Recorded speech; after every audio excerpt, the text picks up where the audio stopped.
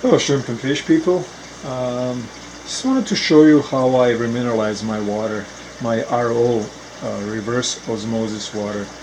I made the other video and I talked a lot about how I maintain the tank, but I didn't really show you how I remineralize the stuff, and I did show you the products I use, but I just wanted to give you a visual of what I actually do.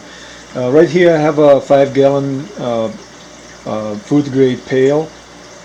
You can get them anywhere. Like this one's from Lowe's. You can get them at Home Depot, Lowe's, in Canada from Rona, and different hardware places.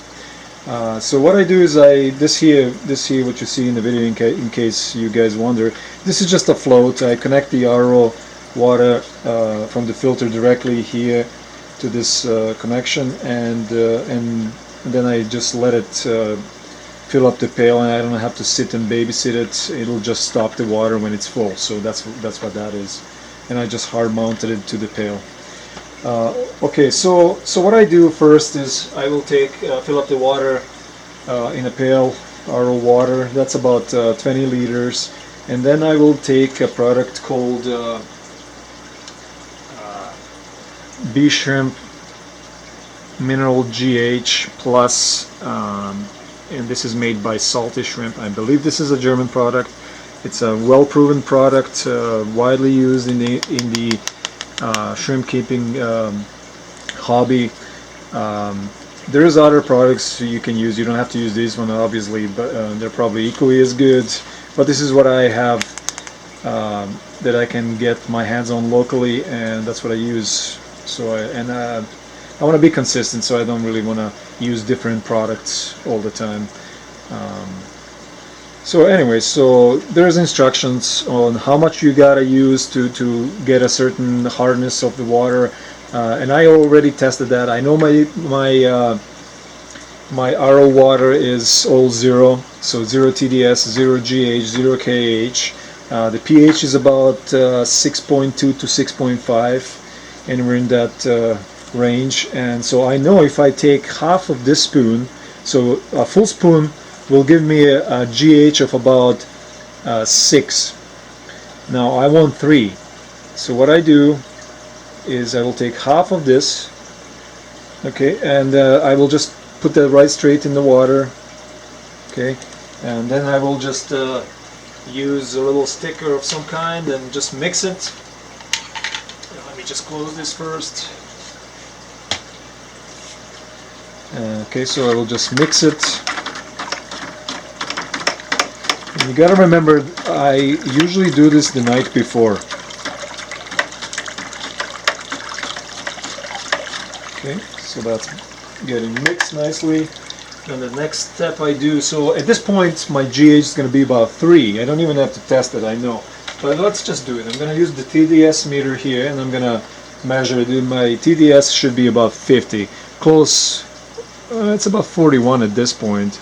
At this point, I'm going to add the Bio-Culture SMW made by TDC. And apparently Japanese shrimp breeders use this, so can't go wrong then, I'm thinking. Okay, so, and I already pre-measured how much of this stuff I need to use.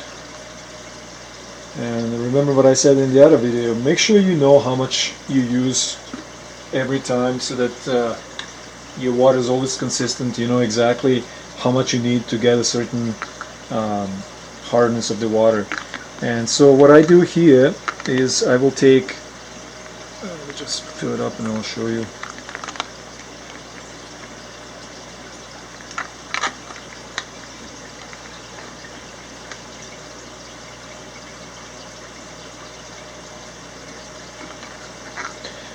I will take 3 syringes, like this is 3 ml syringe, and I will add 3 full syringes into the water.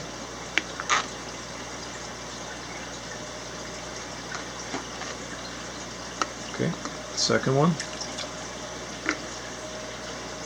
And as I mentioned earlier, in another video actually, this will only increase the TDS. It doesn't actually affect the GH. So this way I can get my desired TDS.